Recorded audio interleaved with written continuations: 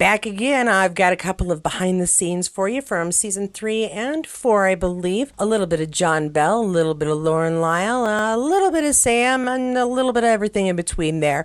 So let's check out some of these. No birthdays to start us off. We kind of took care of that in the last video. So this time, we're just going to start off with some behind the scenes from our 3rd season. This one is shared by Outlander Online. Love you guys. Throwback to Lauren Lyle and Cesar Domboy in season 3 of Outlander.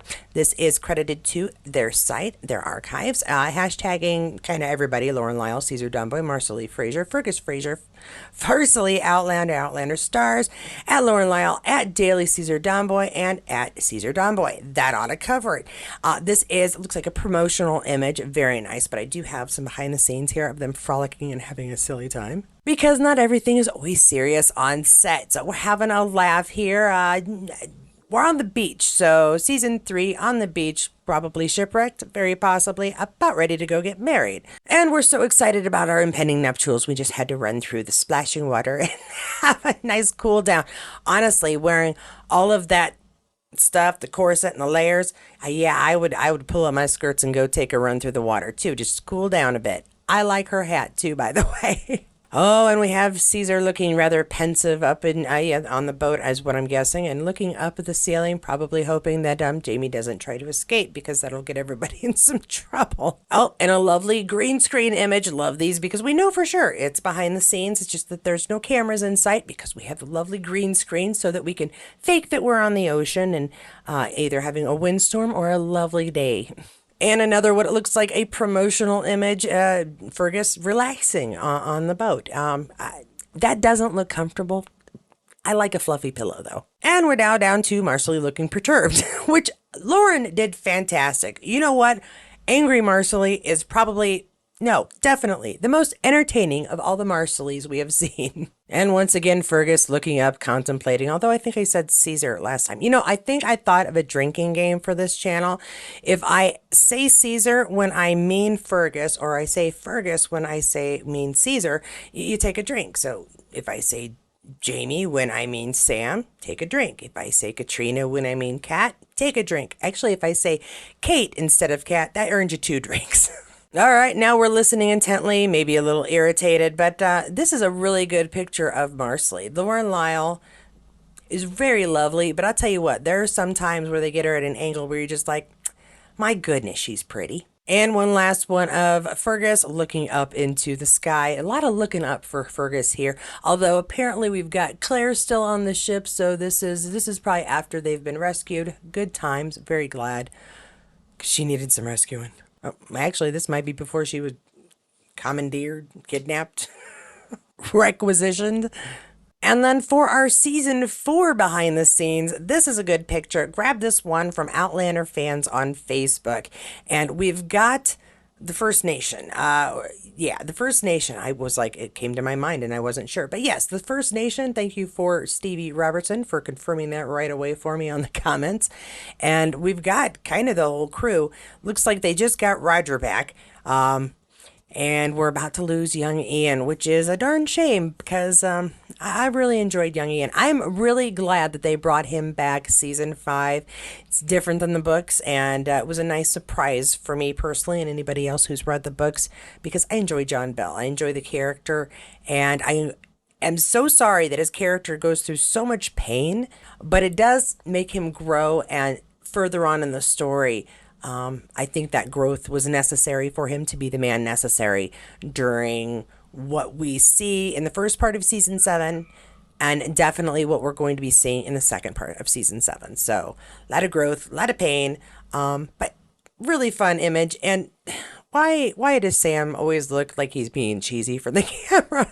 Alrighty, so one of our favorite, not anymore on the shows, but has grown with time, obviously, is our young Fergus. And so this one shared by Outlander every day, I came across it and I thought, oh, I gotta show this one, because we don't see him too often grown up. There he is, our wee Roman, all grown up, beautiful boy and handsome young man. Yes, he is a handsome young man. Those blue eyes, my goodness gracious. This is taken by Unlocked. And we've got a lot of ats. Roman Beer for L Photo, how it started, TVO, it's going. Okay, those are some crazy hashtags, but lots of hashtags.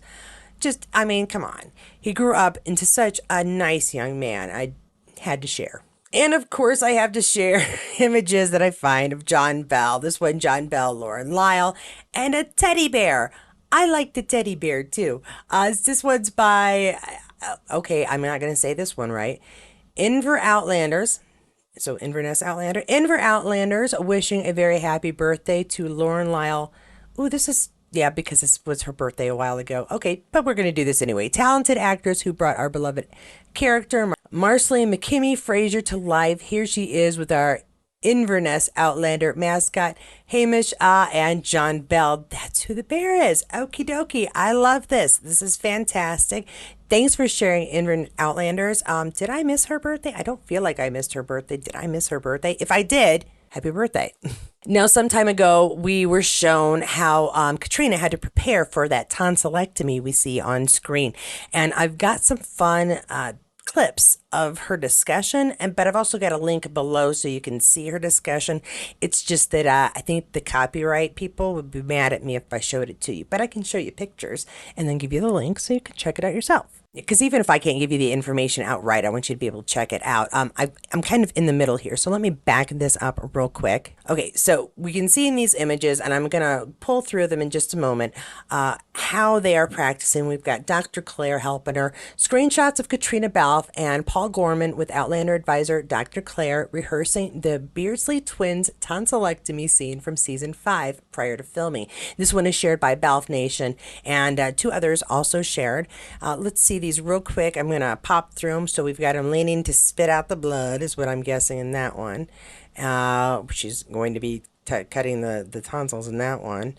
Okay, Dr. Claire giving her some instruction. I'm guessing how to hold the implements, how to hold him back, where she should be trying to cut. So it does look fairly close to realistic. And then, yep, here we go again. She's giving her instruction. I do love that they brought an expert on who would try to explain how things would be done in the 18th century, late 18th century, so that it gives us a more realistic perspective. And even if she's obviously Caitriona's not a doctor, we can get a more realistic idea of what it would be like, what it would look like, and for her to be able to portray it more accurately for us. And of course, we do get clips of Caitriona talking about it. So we get some clip of her smiling and she knows what's going on because she had the training.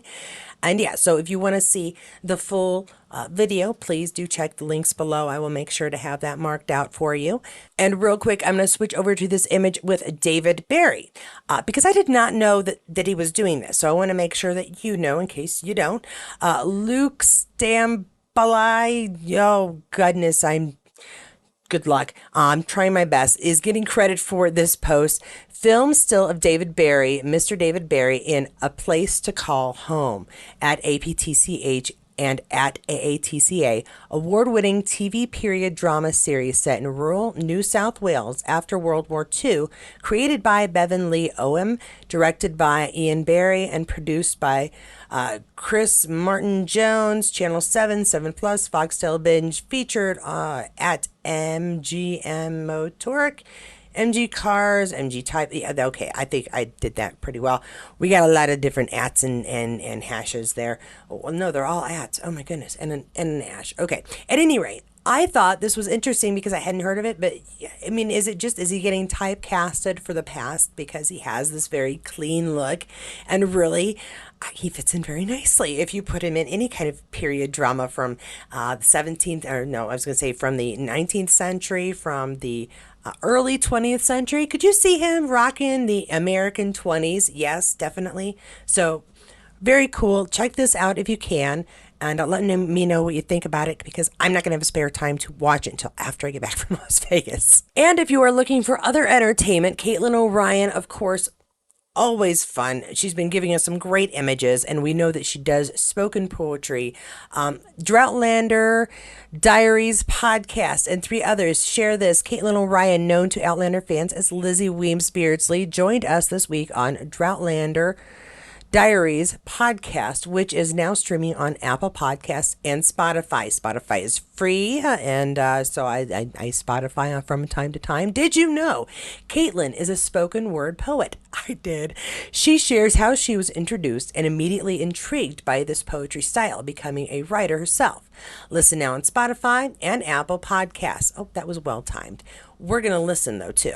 And she was like, have you heard of spoken word poetry before? And I was like, no, I don't know what that is. And she was like, I think you'd be really good at it. I'm into like puns and like wordplay and stuff like that. And I just remember being like absolutely blown away by it because it was rhythmic, but it was like super accessible and it was super modern and it almost felt like rap. Got obsessed with it. I think I just had a bit of a crisis of the soul where I was like, that was coming out of my first relationship. I was just like, God, like heartbreak sucks. Like I need to write this down. I need to like have an outlet for it. And I ended up like writing this poem about and I was like, God, I just want to like do something with it, like as like a cathartic thing. I just want to like expel this relationship from my body. I found like an open mic night in London and I just went and performed that poem there and it got like really amazing feedback.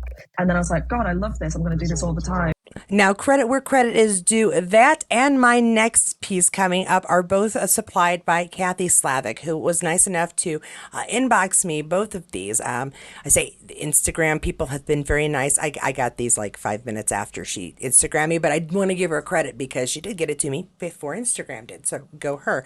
Thank you, Kathy. I'm going to start having to give you like contributor credits or something if I had credits. Someday, maybe. Right now, I'm going to switch over to, well, this one is a little older, but it also is supplied by Kathy Slavic, and it's very nice. And if you notice, there's one face we have not seen much of, but once when he's looking kind of corny at the camera. Well, we're going to get him when he's not looking so corny at all. Yeah, he's no longer cheesing it up for the camera, being corny, as I said. No, this time he is saying hello to the camera. Hello, camera. Come say hello to me. This is from Daily Outlander for Your Eyes Only, Entertainment Weekly from November 2017. And Entertainment Weekly, this is about season 4. We can see Outlander for Your Eyes Only. We've got a preview of the Grand Ball, the search for Jamie's nephew. A very soggy cliffhanger. Yes, we all know exactly what all this is now, hopefully, because season 4 is not a spoiler. And Sam looks fantastic in this. Is this his hair or is this the wig? This has got to be the wig. This is the wig, right? This is not his hair because he didn't. Yeah, this is the wig. Not the greatest wig, but he still looks fantastic. I'm digging the shirt they've got him in, and I hope you do enjoy this little picture of Sam because that is everything I have this round. I have run out of any content. I don't even have anything for the next video. So it may be a day or two before you see another video from me about Outlander. I just want to give you a warning. So if you don't say anything tomorrow, don't be shocked. Do figure something will come up by Friday because it usually does. Until then, please, thanks so much to all of my members. Thank you to my subscribers. Thank you to my patrons. But for my members and my patrons, thank you so much for your extra support. You know, it came in handy this past month. I cannot thank you enough. Keep an eye out for an announcement. I will tell you. Everybody else, watch out for some new stuff coming out August 1st. I'm not going to say anything more than that, but little change might be happening on this channel. Just minor though. Just the tiniest change. To everybody who came and checked out this video, thank you so much. If you enjoyed it, please do give it a like. If you like the format in which I give this information to you, please go ahead and subscribe to this channel. There will be more. Just again, probably not tomorrow. And also hit that notification bell so you'll know when the next video drops. And if you didn't get enough Outlander information, well, you should go check out some of the other ones I've got on this channel. There's quite a bit at this point. Also, I do some Star Trek updates, so you might want to check those out if you're into Star Trek, and old and new. And no matter what you choose, if you pick one of these videos here, I'll see you there. A little bit of Jason Bell. Parsley, McMee Fraser to life. McKimmy. Oh, McKimmy.